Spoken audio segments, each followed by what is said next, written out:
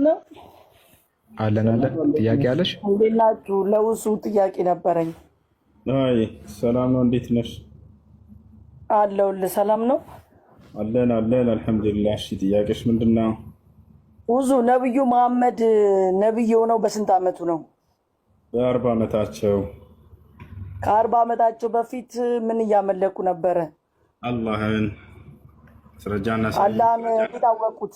ቁርአን የተላከው ነብይ ከሆነ በኋላ ነው የወረደላቸው። ከዛ በፊት እንዴት አላህን አወቁት? ጣዖት ነው የሚያመልኩት ነው። የቱ ጋር ነው ጣዖት ነው የሚያመልኩት የሚለው? አይ ነብዩ መሐመድ ሳይሆን ሌሎቹ እዛ የነበሩት ቃል ነብይ ከመሆኑ በፊት የነበሩት ህብረተሰብ ጣዖት እንደሚያመልኩ ነው።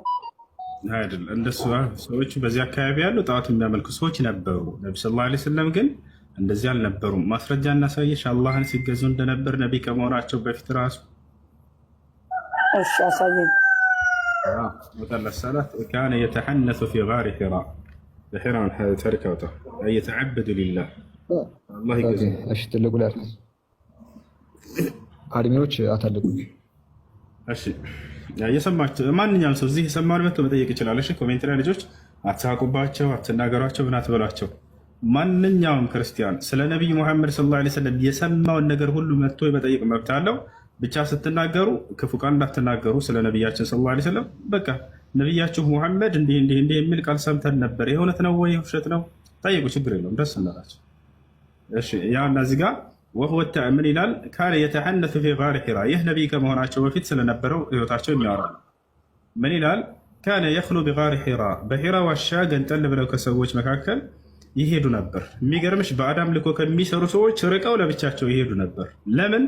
በአዳም ልኮ ሸሽተው አንድ ፈጣሪ ለመገዛት ማለት ነው። ያው ፈየተሐነሱ ፊህ አይገዛሉ። ወህወ ተዓቡዱ ለያሊ፣ ነቢያችን ሰለላሁ ዐለይሂ ወሰለም ስንቅ ይዘው ሂደው ለበርካታ ሌሊቶች አላህን ሲገዙ ይቆያሉ በዚያ ውስጥ ማለት ነው። እና ጌታቸውን አላህ ስብሐነሁ ወተዓላን ይገዛሉ። ከዚያ ልክ ስንቃቸው ሲያልቅ ደግሞ ይመለሳሉ፣ ሌላ ስንቅ ሰንቀው ይመጣሉ። ጌታቸውን አላህ ስብሐነሁ ወተዓላን ሲገዙ ይቆያሉ ማለት ነው። ይህ ነበር። በዚህ ሁኔታ ላይ ሳሉ ነው መልአኩ ጅብሪል ዓለይሂ ሰላም መጥቶ ከዚያም የእውነት መልአክ መጣላቸው። ከዚያም በኋላ መልእክተኛ መሆናቸውን አበሰራቸው እዚሁ ሐዲሱ ላይ ማለት ነው። እሺ ውዙ እዚህ ጋር ነብዩ መሐመድ ከ40 ዓመት በፊት ክርስትና ነበረ ማለት ነው? ኧረ አይደለም፣ ክርስትና አይደለም። የመካ ሰዎች እምነታቸውን አንዴ ልንገርሽ። አይደለም ኢየሱስ ነብይ ነበረ። ከነብዩ መሐመድ በፊት ነብይ ነበረ ኢየሱስ ክርስቶስ ማለት ነው። እሱ ራሱ ኢየሱስ ክርስትናን መስርቶ አልሄደም እኮ። ክርስትና የሚለው ስም ራሱ የወጣው ከክርስቶስ እርገት በኋላ ነው። ማስረጃ እናሳይሽ። አይ ነበረ። ኢየሱስ ክርስቶስ በመጣ ሰዓት ክርስትና ነበረ? የለም ነበር። ቆይ ላሳይሽ። መጽሐፍ ቅዱስ ላይ ክርስቶስ ካረገ በኋላ ጳውሎስና ባርናባስን ሰዎች ናቸው እናንተ ክርስቲያን ብለው በስድብ መልክ ራሱ ያወጡላቸው። የሐዋርያት ሥራ ምዕራፍ 11 ቁጥር 36 ናውጣላት አንድ ጊዜ። ስያሜው ራሱ የመጣው ክርስቶስ ካረገ በኋላ ነው። ይህንማ ማወቅ አለብሽ። ሜሎና የሐዋርያት ሥራ ምዕራፍ 11 ቁጥር 36 ያው ባርናባስም ሳውልን ሊፈልግ መጣ፣ ወደ ጠርጢስ መጣ ይላል።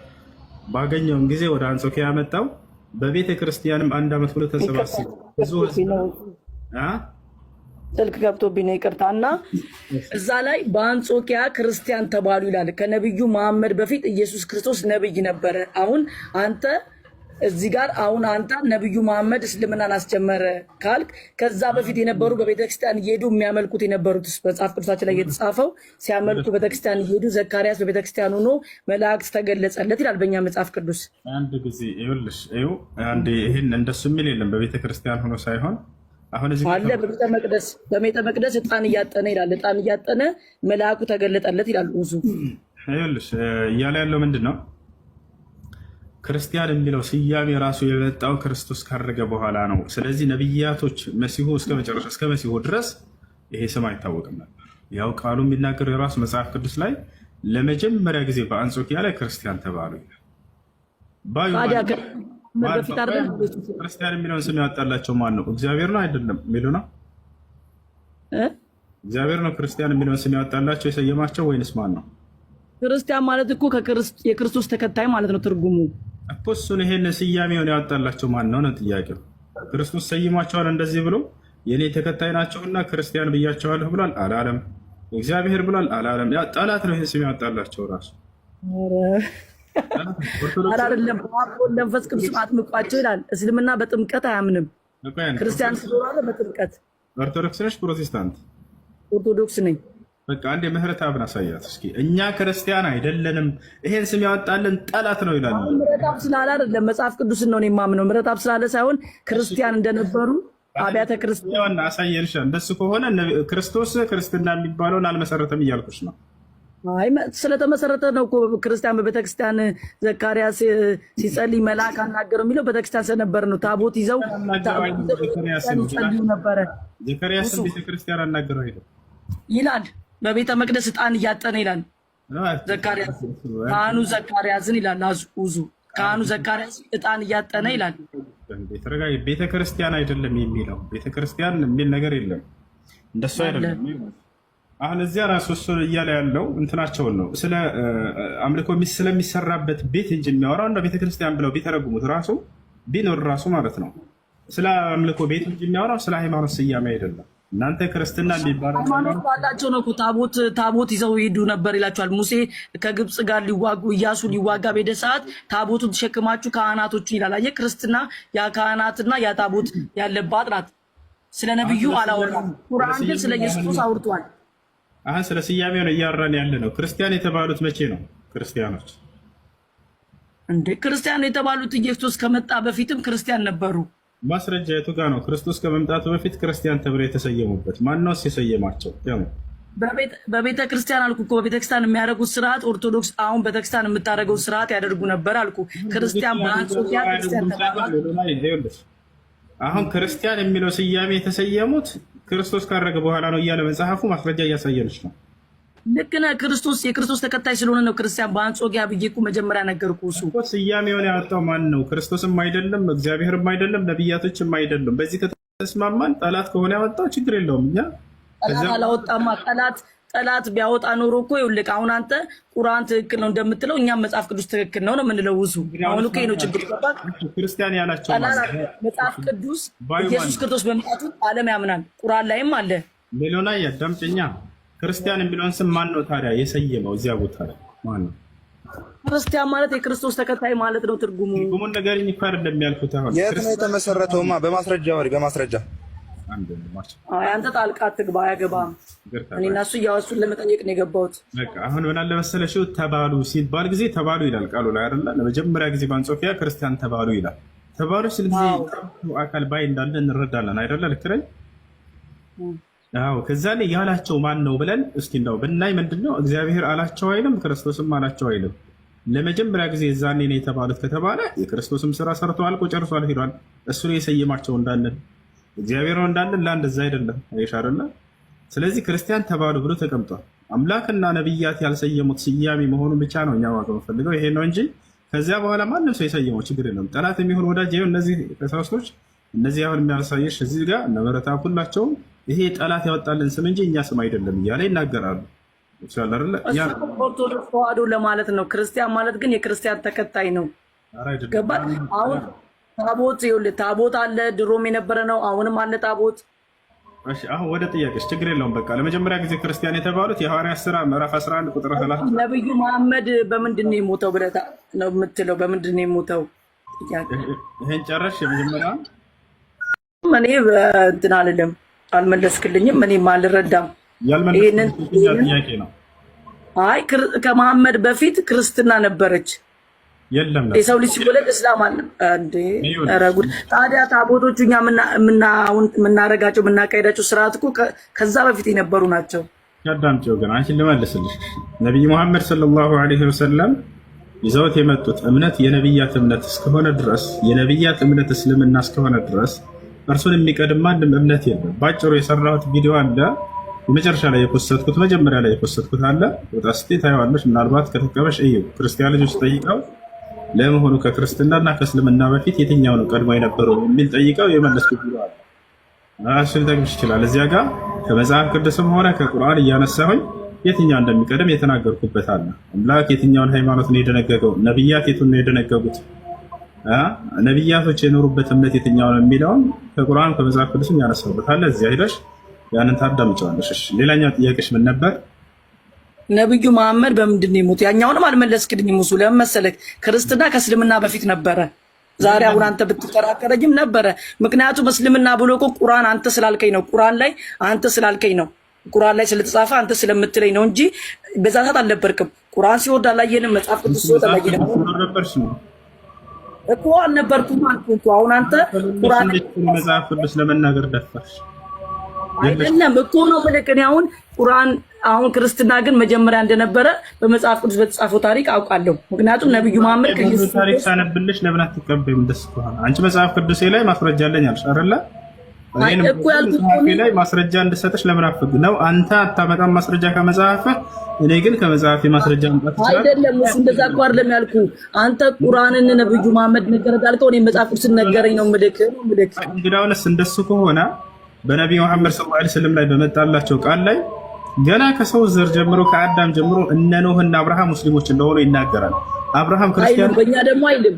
ኦኬ ጥሩ። በእኛ ደግሞ አብርሃም በእግዚአብሔር አመነ ነው የሚለው። በጣም ጥሩ። አብርሃም ክርስቲያን ነበር ብለሽ ታምኛለሽ? አዎ ክርስቲያን ነበረ። መላእክት አናግሮት፣ መላእክት መተውለታል። መልአክ መጥቶለታል አልመጣለትም አይደለም ጥያቄው። ሁሉም ነብያት ላይ መላእክት ይመጣል። አሁን እዚህ ቦታ ላይ ጥያቄው ምንድነው? ክርስትና የሚባለው የተሰየመው የክርስቶስ ተከታይ ናቸው አይደለም? እንደማንችን እንዳልሽው ጥሩ። ይህ ወንጌል ላይ ነው የተሰበከላቸው። መቼ ጥሩ። አብርሃም በዛ አብርሃም ክርስቲያን ነበር የሚል ቃል እንደው መጽሐፍ ቅዱስ ላይ ተጽፏል። አዎ ክርስቲያን እንደነበረ እኮ ነገር አብርሃም ይስሐቅን ወለደ ከሳራ። ከአጋር ግን የወለደው ልጅ እስማኤል ተባለ። እግዚአብሔር ከኔ ወገን አይደለም አለው። ማንን ወልዷል? አይደለም እስማኤል ሌሎና ማንን ወልዷል? ስንት አይደለም እኮ ነው ማለት አይደለም። ክርስቲያን ነበር። አብርሃም ክርስቲያን ነበረ። ክርስቲያን ነበረ። አዎ እንደረጋበይ በቁርአን ላይ አብርሃም ሙስሊም ነው የሚል ቃል በቃል አለ። ሙስሊም ነበር የሚል አለ። ልክ እንደ በመጽሐፍ ቅዱስ ላይ አብርሃም ክርስቲያን ነበር የሚል አለ? የለም። ያው አንተ መጀመሪያ የመጣውን ነው ወይስ በኋላ የመጣውን ነው ትክክል የሚሆነው? መጀመሪያ ክርስትና እያለ ነብዩ መሐመድ ከ40 ዓመት በኋላ ነብዩ ሆነው እንዴት ነው ክርስትና ቀደሙት የምትለው? እንደገና አሁን ክርስቲያን ነው አብርሃም መሐመድ ክርስትና አልነበረም አልከኝ። አብርሃም ክርስቲያን ነው የሚል አለ መጽሐፍ ቅዱስ ላይ። ተውኩት። እሺ በቃ የኛን ተውኩት። አብርሃም ክርስቲያን ነው የሚል አለ መጽሐፍ ቅዱስ አይደል? አብርሃም ክርስቲያን ነው ብሎ ቃል በቃል አልገለጸም አልኩህ እኮ። ግን ነው እያልን እሺ ግን ክርስቲያን ነበር አብርሃም እንተው። ኢየሱስ ክርስቲያን ነበር የሚል አለ መጽሐፍ ቅዱስ ላይ እንዴ? ኢየሱስ ማለት እኮ የክርስቲያን እኛ ኢየሱስ ተከታዮች ነን ክርስቲያን የተባልነው አልኩህ። ኢየሱስ አልኩኝ። እሺ አንድ አካል ተጠቅሶ መጽሐፍ ቅዱስ ላይ አከሌ ክርስቲያን የተባለ ነብይ ያለ ችግር የለውም። እሺ ኢየሱስን ተውኩት።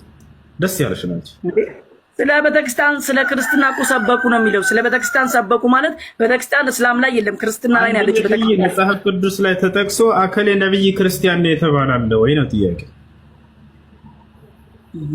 ክርስቲያን እንደሆኑ እኛ እናውቃለን አልኩ እኮ። መጽሐፉ ላይ ስለ ክርስትና ነው የሰበኩት እንጂ እውቀት አሁን እናንተ የምታውቁት ታዩና መጽሐፉ ላይ መጽሐፍ ቅዱስ ላይ አንድ ነብይ ተጠቅሶ አከሌ ክርስቲያን ነው የተባለ አለ ወይ?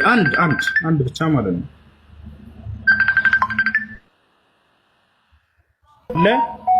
አንተ ክርስቲያን ተብሎ የተገለጸውን ነው የፈለከው እንጂ ክርስቲያን ተብሎ የተገለጹበትን ግን በአንጾኪያ እኮ ማለት እኮ የሐዋርያት ስራ ላይ የተገለጸው እኮ ሐዋርያቶች ናቸው እኮ ክርስቲያን ተባለ። ስለዚህ አንተ ሐዋርያቶች ጻፉትን አትቀበልም። ሰላም ነው? ደህና ነሽ? አማን ነው? ሰላም አላህ አልሐምዱሊላህ። እሺ ሰላም ዞላ የሁሱ ድራማ በእፎይ ተጋለጠ እያለ ነው። እፎይ ብዙ ጊዜ ነግሬህ ነበር። እኔን ተደብቆ እየተከታተለ ቪዲዮ እየቆረጠ ሂዶ እዛ ዛሬ ሁሴን እንዲህ አለ ይላል ብዬ አልነገርኩህም? ይሄን ትንቢቱ ተፈጽሞ አየህ አይደለም? ይሄ ትንቢቱ ተፈጽሞ አያች ዞላ በራስህ አረጋገጥክ አይደለ? አሁን ለታ አንዲት ልጅ ገብታ ዘለቀ ነው ሰሚራ የምትባል ተደብቆ ይቀርጻል። ወላሂ ላዚ ተደብቆ ይቀርጽና ዛሬ ሁሴን እንዲህ ብሎ እያለ መልስ ይሰጣል። ገብተህ ለምን አታናግረውም በሉት። የዛኔ ከሚቀርጽ ማለት ነው ከምትቀርጽ እስኪ ገብተህ አናግረው አንድ ቀንና እንዳው ወንድነትህን አሳየን ሙስሊሞች ቤት ግባና ድፈር አንድ ቀን በሉት። አሁንም እነግራቸዋለሁ ወደፊትም እየቀረጸ ተደብቆ እየሄደ ሁሴን ዛሬ እንዲህ ብሎ እያለ ሪፖርት ይነግራቸዋል። አንድ ቀን ግን ገብቶ ፊቴ ሁሴን ይሄ ነገር ስህተት ነው ብሎ መናገር አይችልም። ምዬ ነው የምነግራቸው። የዛኔ ፍጻሜው እንደሚሆን ያውቀዋል። ገብታችኋል? ተደብቆ ይከታተላል፣ በሌላ አካውንት ይቀርጻል። ከዚያ በኋላ መጥቶ ይነግራችኋል። ዛሬ ሁሴን እንዲህ ብሎ እያለ አላህንና መልእክተኛውን እስካልተሳደበ ድረስ ማንኛውም ክርስቲያን ወይንም ዲን ሃይማኖትን እስካልተሳደቡ ድረስ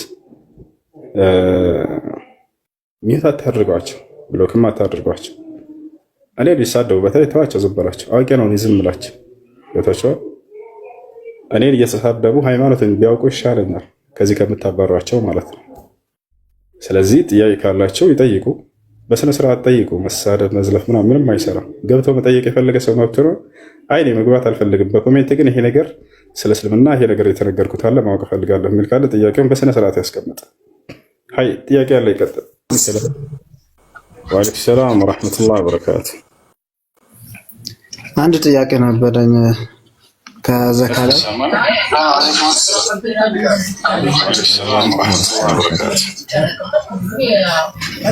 ዘካ ማውጣት እንዴት ነው? አሁን ዘካ ስራ ላይ ሆኜ በምን ያህል ነው እንትን የሚለው ዘካ ሊያወጣ የሚችለው? እሺ ዘካ ለሁለት ይከፈላል። በመጀመሪያ ማወቅ ያለባችሁ ነገር ስላለ እሱ ልንገራችሁ። ዘካ ማለት ምን ማለት ነው? ዘካ ለምን ተደነገገ? ዘካ ለስንት ይከፈላል? የዘካ ወጣት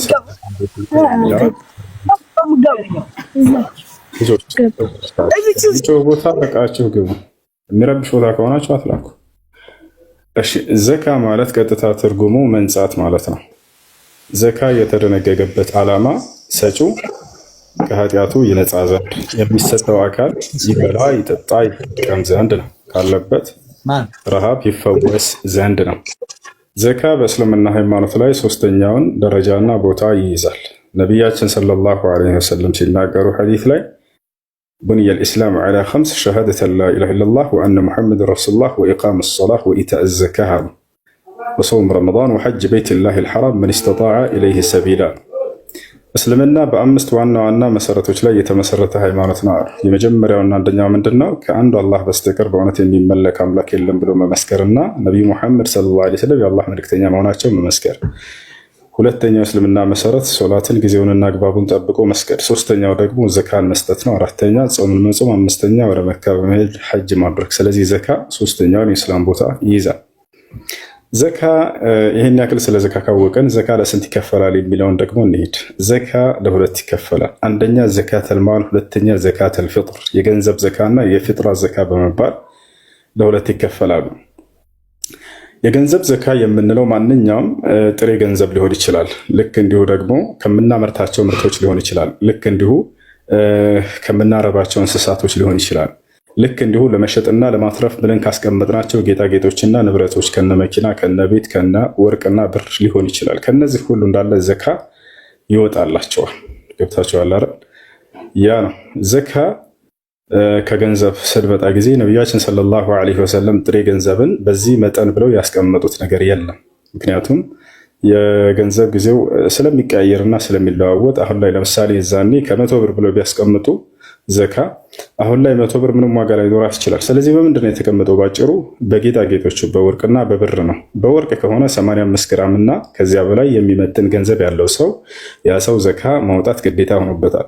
በብር ከሆነ ደግሞ 595 ግራም እና ከዚያ በላይ ገንዘብ ያለው ሰው ዘካ ማውጣት ግዴታ ሆኖበታል።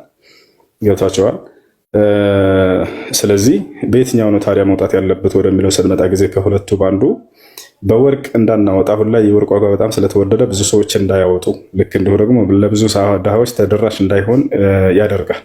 በብር ከሆነ ግን ብዙ ሰዎች እንዲያወጡ ይጋብዛል፣ ለብዙ ድሃዎችም ተደራሽ እንዲሆን ያደርጋልና በሱ ነው ማውጣት ያለብን። ስለዚህ በአጭሩ ገንዘባችን ለዘካ መጠን ደርሷል አልደረሰም የሚለውን ለማረጋገጥ በአቅራቢያቸው ወደሚገኝ ወርቅ ቤት ይሄዱና 595 ግራም ብር ስንት ይሸጣል ብላቸው የወርቅ ቤቱን ባለቤት ይጠይቁታላችሁ። ያታቸዋል 595 ግራም ብር ስንት ይሸጣል? ግራም ለምሳሌ 200 ብር ነው ካለ ያንን እናንተ 1 ግራም 200 ብር ከሆነ 595 ሲባዛ በ200 አድርጋቸው የሚመጣው ያ ውጤቱ ገንዘቡ እጃችሁ ላይ ካለ ዘካ ግዴታ ሆኖበታል። ባጭሩ ገብታል የምታደርገው 595 ግራም ብር ስንት ይሸጣል በአሁን ጊዜ ብለህ ወርቅ ቤት ትጠይቀዋለህ። የዚህን ሁሉ አስልቶ 100 ሺህ ብር ይመጣል ካለ 100 ሺህ ሲካፈል ለ40 40 ነው የምታከፍሉት የዘካ ገንዘባቸውን። ከዚያ የሚመጣው ውጤት የዘካ ብር ነው ማለት ነው። ገብታችኋል አይደል? ያ ነው። ስለዚህ በዚህ መልኩ ነው የምታወጡት። ይሄን ይመስላል። ገብተዋል? አላህ አሉ አገባኝ። ወርቅ ቤት በአቅራቢያ ትሄድና 595 ግራም ስንት ይሸጣል ብለህ ትጠይቀዋለህ። ይሄን ያክል ብሎ ይነግርሃል። 100 ሺህ ብር ሊል ይችላል። እንደ ምሳሌ ያ ገንዘብ እጅህ ላይ ካለና አመት ሞልቶት ከሆነ እጅህ ላይ ከገባ ዘካ ግዴታ ሆኖበታል። ስለዚህ ስንት ነው የምታወጣው? ከ100 ሺህ ብሩ 100 ሺህ ሲካፈል ለ40 የሚመጣ ውጤት የዘካ ብር ነው፣ 2500 ብር ማለት ነው። በዚህ መሰረት ሄደህ ማረጋገጥ ትችላለህ።